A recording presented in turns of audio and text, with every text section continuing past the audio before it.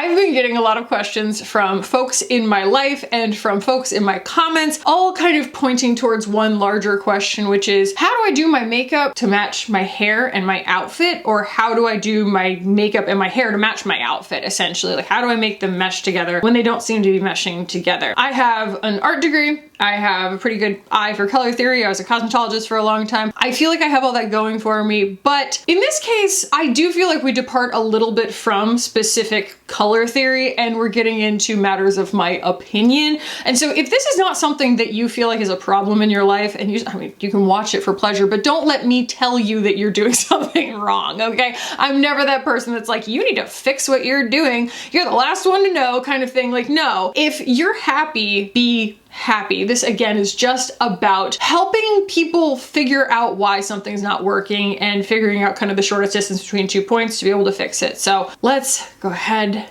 and jump in. The first fundamental that we're going to be talking about, and yes, we're going to be touching on the fundamentals that we've covered so far in my color theory video series. So there is the playlist. I will include it somewhere findable, somewhere easily findable. And the most important fundamental, the first one we're going to talk about, is contrast. What is contrast? Contrast is the difference between your skin tone and everything else. So the features on your face and your hair. Is this totally unchangeable? No. Like, people dye their hair all the time. They dye their eyebrows all the time. Like, you can change these things quite easily, but also, we come by certain contrast values, identities naturally. I, for example, am low contrast. I kind of have, you know, not particularly bright skin, and my lips really don't have any pigment to them. My hair, my eyebrows are sort of an in-betweeny color.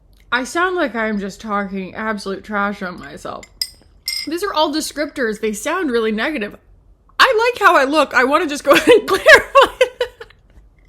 And when I wear makeup that looks the most at home on me with the least effort, it's usually like low coverage, kind of dewy, and stays like in very, very fair tones, essentially. But as soon as I try and wear something that is higher contrast against my skin, like a black dress, for example, I am going to demonstrate that in a little bit, that's when my features kind of get lost, because there's no black that exists anywhere naturally on my face. Yes, I have like a dark ring around my irises, you know, everybody's pupils are black, but like perception wise, there's nothing here that is going to be able to stand up to a black dress sitting next to my face, you know? And so that is when I start having to kind of compensate and work a little harder, right? To get my makeup to not, again, disappear. But there are also folks who are high contrast naturally, and they will find that if they put this kind of makeup on, it has no effect.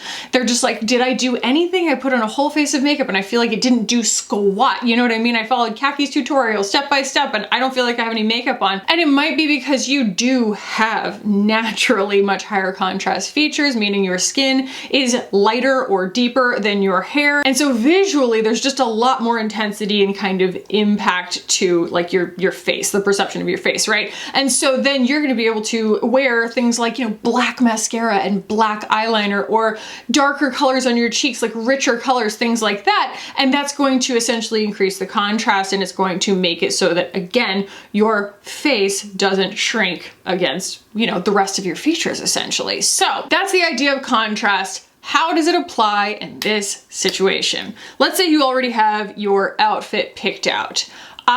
For example, easiest thing for me to do as a low contrast person, and that doesn't mean a pale person. Low contrast, you could be tan with very similarly colored hair. You could be deep skinned with very dark hair. Like that, it just means that there's not a lot of difference between the two. It doesn't mean that like it's only for like people who look like Snow White. Like I gave the example in my first video of when Jackie Aina, she's a chameleon and she can wear like a blonde wig and a bright pink dress and then do her makeup really contrasty, and she can really pull out the brights on her face and things like that, and she can make it work. All of these things are malleable. So say you already have your outfit picked out. We're going to just analyze, just take a look at it, especially if you're sitting down. Imagine you're sitting down at your makeup table, wherever you do your makeup, and you're just like, where do I begin?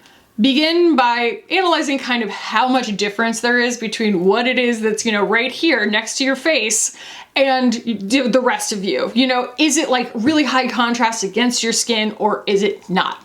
And that's going to give you the first stepping stone as to how to approach your makeup. So how does that apply practically? If you are going for something low contrast, as a low contrast person or a not low contrast person, you know, you are going to want probably less coverage or the appearance of less coverage. The appearance of less coverage is usually like drawing on freckles or wearing something that has a little bit more dew to it, whereas a matte finish or a satin finish is going to look higher contrast because it's absorbing light. So you're gonna see the differences in textures more clearly between like your lips and your eyes and your hair and then the rest of your skin. It's just a difference in the way that the light plays on your skin. And so you can sort of pretend, right? You can kind of emulate having low contrast skin if you're wearing something really low contrast by using makeup that's very similar to your skin tone, right? So you're not going to over brighten your concealer, you're not going to like accentuate the brightness or the contrast of your concealer,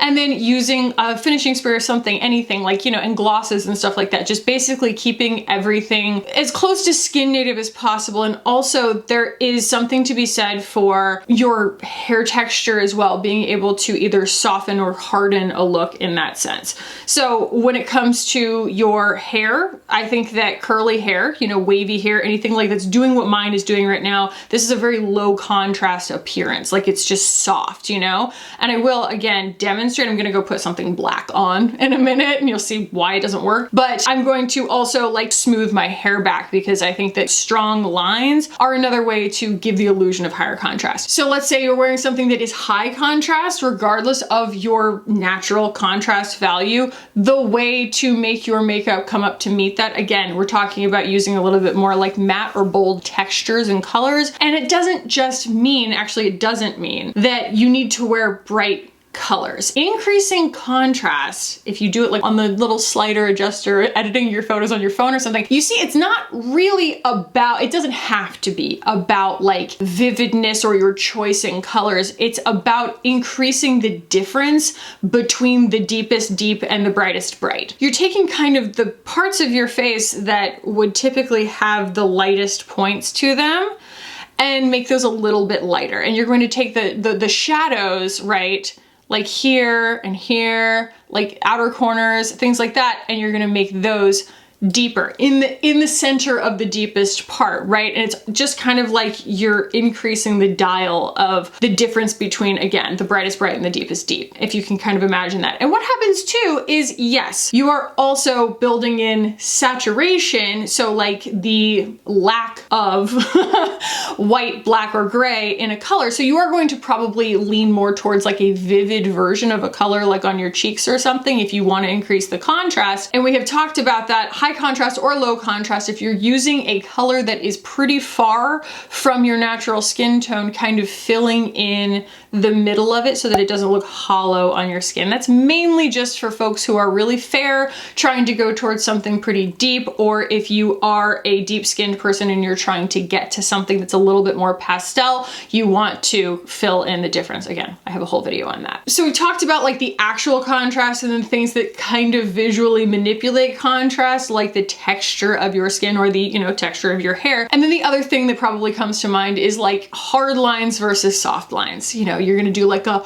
blurry eyeliner, blurry brown eyeliner, that's going to give you less contrast versus, you know, a wing, like a liquid eyeliner in black is going to be high contrast on most people, but obviously if you have very deep skin, if you want something really high contrast, you'd have to go for something a little bit avant-garde, like a bright color or something in a liquid eyeliner. So I think that this is a good opportunity in the video to, I'm going to like change into something black. You're going to watch as my makeup disappears off of my face, and I'm gonna show you what I would do to remedy the situation. Okay, I'm wearing black. I'm under very flattering lighting that makes me look kind of tan, but I promise you, this washes me out in real life. And it also, I mean, it's a dress, and it just automatically looks fancy, and the rest of me is just not giving fancy either. So yeah, you can see how my nails are high contrast, and also I think that like jewelry that draws bold lines can also help, you know, to make things look a little higher contrast. But look at like the contrast of my nails against my skin, and then look at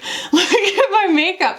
It's pretty, but like it's lost, you know? So what do we do? Like, I've already got a face of makeup on. What do we do, right? The first thing I'm gonna do is increase all of my like contour saturation, right? I'm gonna go in with a little bit of cream. I have my Makeup Forever palette here, and I don't necessarily have to make it like deeper, but I will make it just a little bit browner because I think that otherwise we're gonna get too gray, and just build in a little bit more depth all the way around. So yeah, it's kind of bronzer and contour at the same time. And also, since that's a cream, again, that's gonna leave a little bit of like a dewy finish. So to make it even more high contrast, the best thing to do is to like mattify the texture, at least in the shadows, right? So I'm going in with a little bit of my Charlotte Tilbury right in the center, okay? We're not just like drawing it, you know, just because we're going high contrast doesn't mean we're like, you know, doing our makeup entirely differently than what you're comfortable with. You're just taking the parts that are supposed to be the shadows and intensifying the middle, or like the deepest part of them essentially. And it does, like when you're looking for it and you're watching me do it, you're like, that looks a little artificial, Kackie. Yeah, it's because it's going against, you know, the nature of my skin, but that doesn't mean that it's not possible. That's like what makeup is for, is to have the ability to kind of do whatever you want. Doesn't mean it's always going to be easy, but I want to give you the ability. So I'm even going to do a little bit of that, you know, here. There's barely anything on my brush. That's why I'm hitting it so hard. I always, yeah, see, always check yourself before you wreck yourself. And then I am going to add just a little bit, I think, of a powder bronzer. Again, it's going to increase a little bit of that contrast because I'm trying to mattify it a little bit, right? So there's that. But all that did was deepen everything. We also want to brighten things. Right now I'm wearing the Sarah Creel as my only complexion product, and so there's no contrast at all. Essentially, it's just a skin tone match.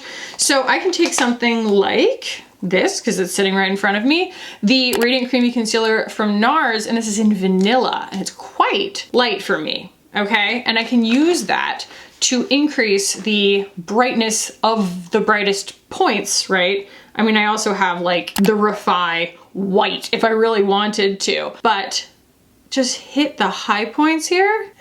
I think we could even go a little lighter than that. Yeah, there she is. Yeah, she's white. You know?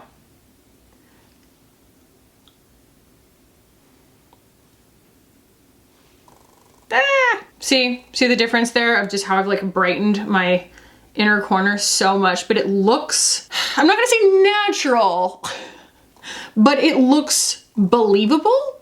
Like the eye settles, as they say, because what I've done is I've made it match. So yeah, that bright center of the face, right? And then I will go a little bit like more intense on my cheeks. So I actually right now I'm wearing Allie's blush. I'm going to apply a little bit more Daydream. I think that that's going to do the trick here. As a RAVIE. I really like this stuff a lot. I like the colors, they're so easy. I'm gonna use my KOSAS powder, very reliable powder, because it's excellent at kind of preserving that brightness. It doesn't deepen it, but it also mattifies it so that, again, we're ending up with something that all looks a little bit more believable because it all looks the same. It's like next to each other, essentially. And of course, I look more made up, but that's because I'm having to overcompensate, right? Now, I also need to kind of blend the edges here because, like I said, when you're taking two things like further apart in terms of polarity, you do have to compensate a little bit, you know, like underneath the eyes and stuff by like blending that together. I have my Victoria Beckham bronzing brick here. I'm gonna use that shade right there to just make sure that it doesn't look all sockety, right? What I've done is I've essentially just introduced one deeper, maybe two deeper, and one lighter shade, you know, to the spectrum of what you would see on my skin. And so then we have to use something to bridge those. All right, then we get into the eyes. I already have eye makeup on. I used the Natasha Denona I Need a Warm palette today, so that's what I'm going to continue with. This is a great palette to demonstrate something like this, because you can see, you know, my eyes are, even now, like once I've done all this to my skin, eyes are kind of getting lost, you know? So I'm gonna take, I mean, we wanna sort of work towards it. So I'm going to take Soft Spot here, which is actually the deepest shade that I had on my eyes before, and I'm going to make it the kind of local color on my outer corner. And then we'll use something even deeper in the outer corner to like give the illusion of a deeper socket. But what it's really doing again is just like, it's like you're turning that dial on your phone to make everything just deeper deeps and lighter lights. And it's starting to look, what? Like old YouTube, you know, because that was what everyone did. Everybody was like really into high contrast because it looks fantastic on camera, okay? And it does, not that it doesn't look good in person, but it's not for everyone. It certainly isn't for my skin type usually. So yeah, I'm starting to look like Tati. Okay, so that is like our new local color for, and local color means like the color that the eye perceives. So then I'm gonna take them here, a little bit deeper, and I'm going to work it in the center of where I laid that color because I'm deepening the vanishing point essentially, like goodbye. I want the shadow to be so obscured that you believe that it's my actual outer corner here. See? And then I can take even something like, flash over. I can take something like Pep. Ooh, ooh, she's deep, but I am trying to like bring everything up to a black dress. I need to make depth occur. You know, this is my new North Star essentially of what it is that like my face needs to stand up to in order to like show up and look, I don't know, like my face and my body are going to the same party. And this again, I mean, yes, it's a matter of taste, but I am focusing mainly on color theory here. I'm not using brights, at least not yet. I'm just trying to show you like what you would do with like contour colors and texture, like things that are as skin native as possible for me. And then we're gonna still use Soft Spot, maybe a little bit of mellow, and blur those edges. There we go. And then since, you know, we're talking about contrast, we want to then make like the eyelid really bright. And so I am going to, ooh, I have that new Kulfi shadow. Where did she go? So this is the new shade from Kulfi, Sona Sona, and it's going on my lid right now. Bright, bright, bright. So another way to make something pop forward is with texture.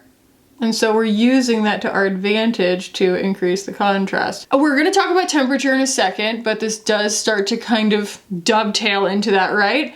Where you can make something appear warmer, quote unquote, or like it's coming towards you with glitter, essentially, and that the illusion of something just being desaturated or cooler those aren't the same thing, but like a color on your face can be desaturated by using like gray, and that will also make it appear like it's going away from the eye, you know, increasing the shadows, but so will just a cooler toned shade relative to what it's next to. So when I'm choosing that crease shade, I'm choosing something that is quite cool by comparison. I always like to give the disclaimer to fellow painters, you know, and color theory experts.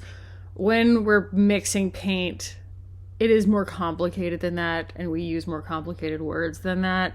But for the purposes of doing makeup, we already have a face. We're not working on a blank canvas.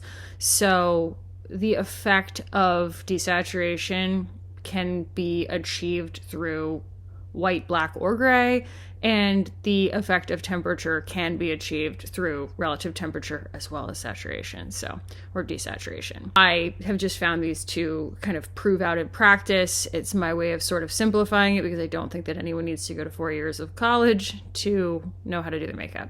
So there's that. Blendy blendy here. That stuff is amazing. So easy. It's like the weirdest gel ever. And then I'm going to use a little bit of Hindash's new highlighter in Luna here, and I'm gonna use that on my inner corner to just make everything freaking pop. Have you seen this? Have you seen it? Have you seen it? It's like icy, icy, gorgeous pearl and smooth. It's so smooth. And that is also why, you know, back in the day we were always putting a glitter or a shimmer like right there, is because we are accentuating contrast. So then I'm gonna go in with like a really dark eyeliner, right? So this is the Victoria Beckham Satin Kajal eyeliner in Night Flash. And so it's kind of like a glittery black. It's got a little bit of blue to it even, which is gonna really increase the appearance of contrast on me. And we're keeping this a very structured line. Like, you don't necessarily have to do all of these things at once, but I'm just demoing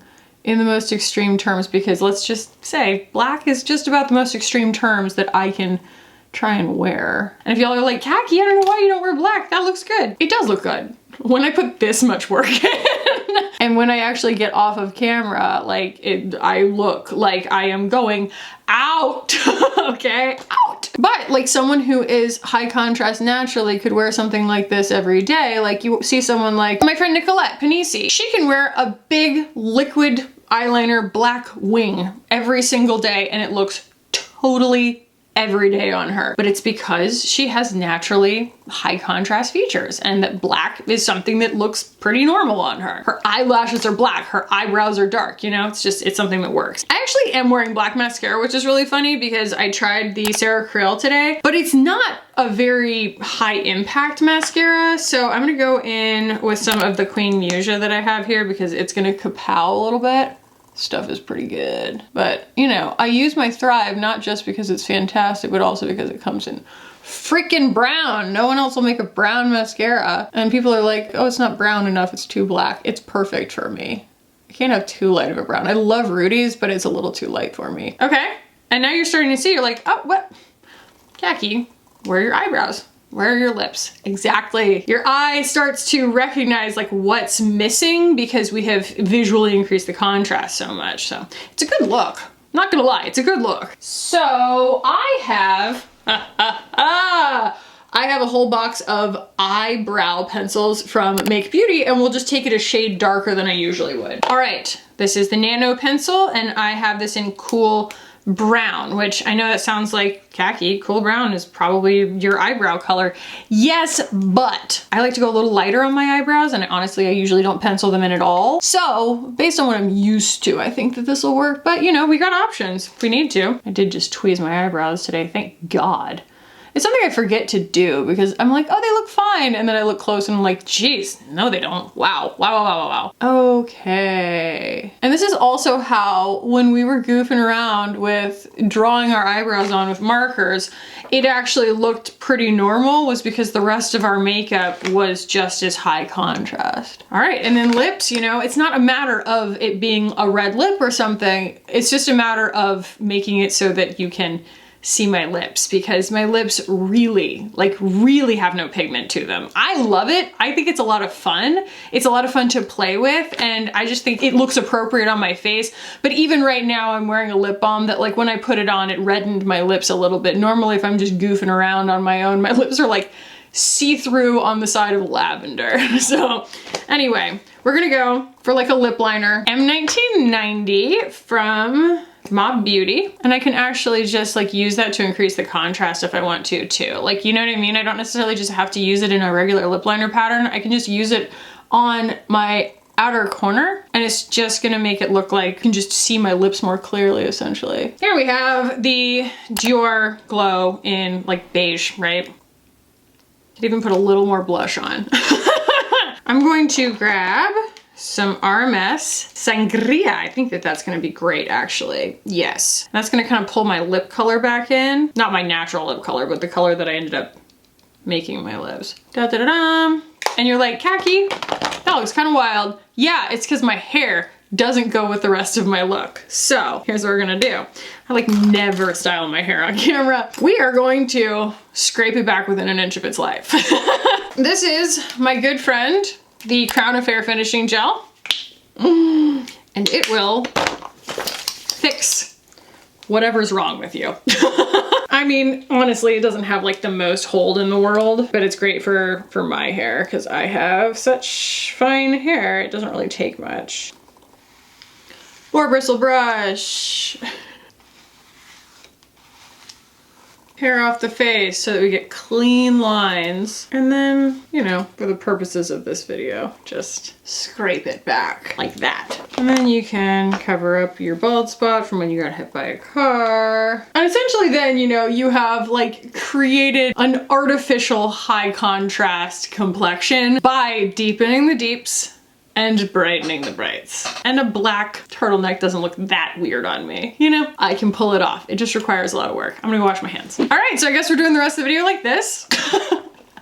I'm so fancy, just, you know, hanging out in my own house. All right, so now we're going to talk about temperature. And when I talked about temperature in my last video about it on color theory, I was talking about using relative temperature to create, again, illusions of shadow and light. If something is cooler toned by comparison to what it's next to, it's going to appear as though it is receding from the eye, and vice versa. If it's warmer, it's going to look like it's coming towards you, and that is what we use in painting, essentially, to be able to give the illusion of depth, and you can use that on your face too. Today, we're kind of going to be talking about more of like a static version of temperature, and that is just when, again, you're kind of looking at what you've done on your face versus what you've done in your outfit and they're not syncing up. It's about recognizing the temperature of your outfit, like the overall temperature of your outfit. Like, are we talking about something that's in kind of warm beiges, clay earth tones? Or are we talking about something that's in like jewel tones, which are technically, even though they are very rich, often quite warm? Or are we talking about something that's in kind of like, you know, desaturated, like minimalist, like neutrals, like cool whites or black or gray, a cool gray or something like that? And there are warm and cool versions of just about everything,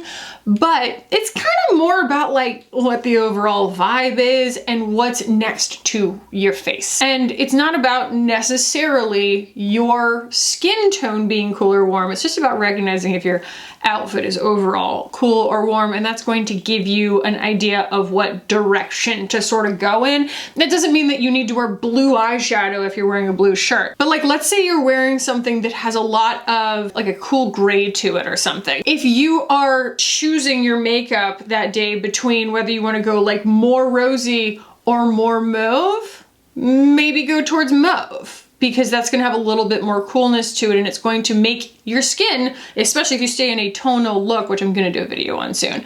If you stay in kind of a tonal color palette, it is going to make your face not look like it's mauve. It's going to make it look like it's rich and at home and in the same color family as what you're wearing, kind of magically so. Black and white, not really. I mean, there can be warm whites and cool whites, but it's more so if you're wearing like jewel tones and your makeup is like really gray, like that's going to look a little bit, it's not going to agree to the eye sometimes. And again, do what you want. Don't let me tell you not to wear jewel tones with gray eyeshadow. Do what you want. But if you are recognizing, you know, that it's incongruous, that could be one of the questions that you ask yourself. All right, so when it comes to styling, this is sort of our last little stepping stone in this video. I really think this is where we get into matters of taste and opinion, so please disregard if you disagree with me. Like, this is not something where I'm telling you, you know, how to dress. This is just, if you asked my advice, these are the ways that I kind of go through the thought process of composing outfits and styling myself to match them. I am a big believer in all of the really incredible work that Amy Smilovic has done in her CMC Chill Modern Classics. She did the Creative Pragmatist book. She has amazing style classes every week in the, you know, the Tibby Instagram, because that is, you know, her design label. And she basically revamped the entire brand during 2020. She was like, I'm tired of making the clothes that I've been making. I want to do something that feels truer to me. And she makes some of the most unique, interesting, adaptable basics that you, I mean, they're wildly expensive. The word basic doesn't really capture that, but the idea of her clothes is to be able to kind of think in shapes and colors, and also from a standpoint of like versatility, having a piece be able to do a lot of different jobs. So she has color wheels, she has all of these fundamentals and everything, but the ones that stick with me the most, okay? There's the Chill Modern Classic, obviously, and that's her, the idea of just like, you know, how you want to feel every day if you subscribe to her idea. You want to feel chill, if you want, whatever. Like that's just the creative pragmatist. But then there's also like the modifier, and your modifier is a really great thing to identify whether you subscribe to her idea or not, because it's the word that you can apply to outfits, any outfit, that brings it more towards being like you. So for me, if ever an outfit isn't working for me, the word is boy. Trade it in for a pair of trousers, trade it in for a button down, pull the hair back, something like anything that is more boyish, anything that is more menswear oriented is going to make an outfit work better on me. It's just my essence, you know, that's just what I've isolated. I know that there are a lot of, again, like I say essence, like there's a lot of like KB body types and da da da da. I like the idea of you picking a word that is like, it's always your North Star, because it's like it can ground you in an outfit when you feel like you're kind of unmoored, or you're trying something new, you know? It's like, okay, how do I make this more me? A little bit more boy for me. Pair of loafers, something like that. So that, and she has these ideas of like friction. There's friction, there's the good weird, and then there's one of my favorites, which is big slim skin. Big slim skin is like putting together an outfit that feels kind of balanced when you like to use volume to sort of manipulate your silhouette, which I love to do because I'm very straight up and down, but anybody can do it to change how they want to look at their frame, you know? And so it basically translates to like, you know, something voluminous, something that shows contrast to that so that you can like accentuate your waist, or even wear like a really tight kind of like, almost like an athletic tank top with really billowy pants and that'll pull it off or whatever. And then skin.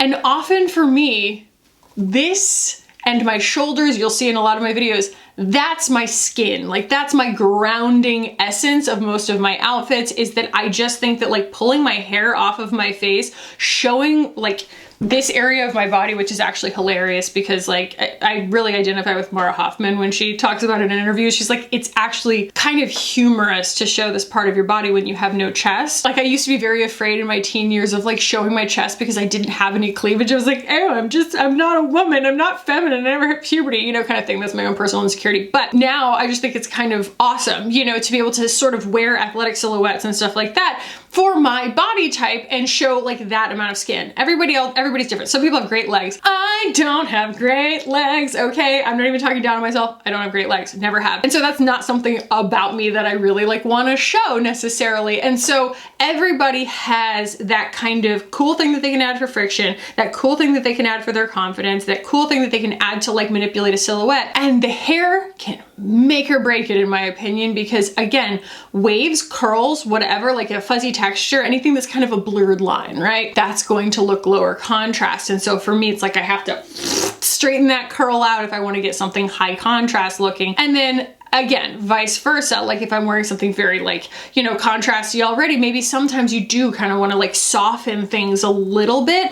Or if I'm wearing something that's really low contrast, it can be nice to sort of soften it to match, like I did for my dress for Natalie's wedding. It was just kind of very romantic, but understanding what each of those things does, whether you want to add friction or whether you just want to like, you know, again, like just go all the way towards romantic for someone's wedding. So I think that one of her best pieces of advice is using your hair as like the contrast usually. So it's like you're wearing something that feels kind of like fussy, or like you might feel overdressed maybe. You know, a lot of us put on an outfit that we think is incredible, but we're like, am I overdressed? Putting your hair in a way that's like kind of how you'd wear it in an athletic context, you know, just like a high bun or something like that. It just totally relaxes the outfit. Or if you're wearing something that you feel like is a little bit too slackery or whatever, again, doing your makeup in like a more done up way, or your hair like straight back, something that's just a little bit more high contrast. And I love to throw jewelry on. Jewelry always makes me feel like I put myself together. It's a very easy step to do that. But that your hair and your makeup are both accessories. And when you're putting your outfit together, you can think like,